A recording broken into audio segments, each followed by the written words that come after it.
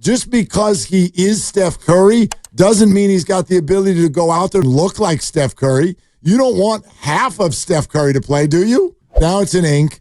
What many have already sort of been thrown around out there based on what's been not only said in the media, what I think is also evident just by watching him walk around in life. But now the official injury report is there. Steph Curry is out and will not play in Game 5. Okay, and now it's official, and I'm not surprised at all. We just had this conversation where if you reevaluate somebody on game day and they've been out for more than a week, they're not going to play that night. That doesn't happen, and you're not going to risk his hamstring. If he plays with it maybe iffy 50-50 and something really bad happens to it, and now he's out 3 to 6 months and he has surgery, what are we even doing? I mean, 50-50 to me also, you're talking about a hamstring. So, like, if you sent Steph Curry out there, he's not going to be Steph Curry. Right. He's not going to be Steph Curry. Here, let's jump this to the front of the line because I think we have a caller that wants to specifically talk about this. Nick in Berkeley. Hi, Nick. What's up? What you got? I just refuse. I mean, I'm in the state of denial, man. But I'm just like, dude, there's no way he's not playing. Like, give him a limited. Dude, like the NFL, they give him limited, like, runs or carries or passes or whatever. Man, he's gonna play, dude. I just refuse to believe the competitor in Curry is gonna sit there and watch his team lose. He could, man, tape your leg up, homie. I'm the one to tell you. It's do or die. You ain't got to play the whole game. At least throw in 5 minutes. If you can't give it a go for at least a quarter, it's a wrap. I respect that. There's no way he's not going to touch that floor. I just don't see it. He's going to touch that floor right underneath those chairs that they sit on over there on the bench. Nick, I want to give you my phone number so that you can text me at tip-off, and we'll see if you believe it then. Like, I mean, not only is he already listed as out, I mean, you've got to acknowledge that just because he is Steph Curry doesn't mean he's got the ability to go out there and look like Steph Curry. You don't want half of Steph Curry to play, do you? And for those who are not old enough to remember, and I remember because I was almost 2, but the Willis Reed game, 1970 NBA Finals, where he trudged out on the floor, and we all rhapsodize about the Willis Reed game. He played 27 minutes, but he scored 4 points. Yep. So he was out there, kind of, but if it wasn't for Walt Frazier leading the Knicks over the Lakers, the Willis Reed game is a little bit of a misnomer. What was the final score? How much they win 113 to 99. Oh, so they didn't even need his 4 points. No. Man, what a gravy trainer. The logo was 28 in a loss. Yeah. Wilt 21 and 24 in a loss. Kind of the logo's thing, to be an all-time great and barely ever win it. One ring. Yep, exactly. 1 out of 11. He's like your boy Aaron Rodgers. RELAX. Relax. All right. Let's go to Trevor in ROHNE. Never mind. Rohnert Park. Hi, Trevor. I liked it. What's up, Trevor? What are you doing?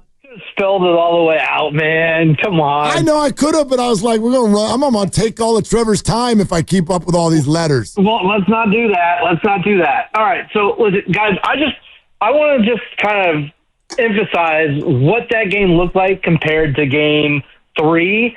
And the reason why I feel like, this is definitely a wrap. I don't think Steph Curry's going to get a chance to come back. Is just the defensive level and the effort level out there that I saw, whether it be Draymond Green getting older, and you guys are right. The legs, I mean, if the hair doesn't give it away, the legs definitely do.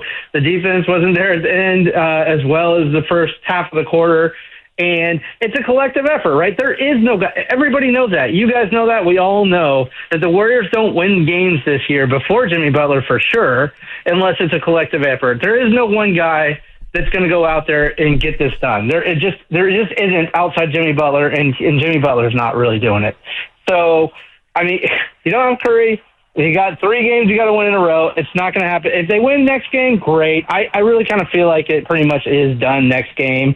But I think really what it comes down to is when I called in before and I was talking about defense will keep you in the game, but the defense, in my mind, at least in the second half, the defense really tapered off. The first half is okay. They were in it. But as the second half came through, it's like everything just kind of like collapsed.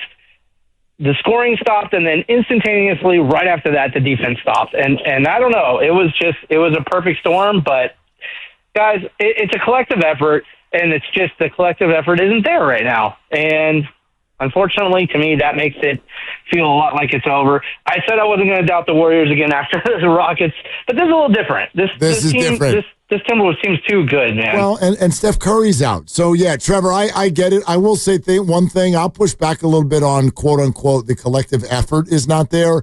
I do think the effort is there. And here's one thing I've always thought about NBA stars. When offensive stars in the NBA get going, there's no stopping them. You can't stop them. The Warriors were great defensively against Anthony Edwards out at the three-point line. They were right there. He was too good. How about that Julius Randle turnaround at the end of the shot clock? Brilliant defense. Absolute. Just a chuck. Eyes closed, chuck up, and hit nothing but the net. Randle was on. Yep. Edwards was on. They both went 30-plus. Ain't nothing you could do. Yeah, I do think, to his point, you got late in that third, early fourth, and I could kind of see the dauber was down. Well, they gave up. Yes, right. That I agree. And, Draymond had a couple of chances where the Draymond that I know would have at least tried to inflict a little something on Rudy Gobert near the rim. And there was 2 hoops that Rudy scored in the second half. One was an alley-oop right over Draymond's head. The other one, Gobert catches it low block, and Draymond kind of sidles over to him, puts an arm into him and one hand up. The Draymond I know down 15 or 17, you're going to challenge that a little bit more aggressively. Yeah, but at the same time, and I know kind of where you're coming from, don't you think? I mean, people would have been mad at Draymond in his situation if he goes out there and does something flagrant or a technical. I get it. Like, why? At that point. Well, if he thought that the game was still winnable, he would have.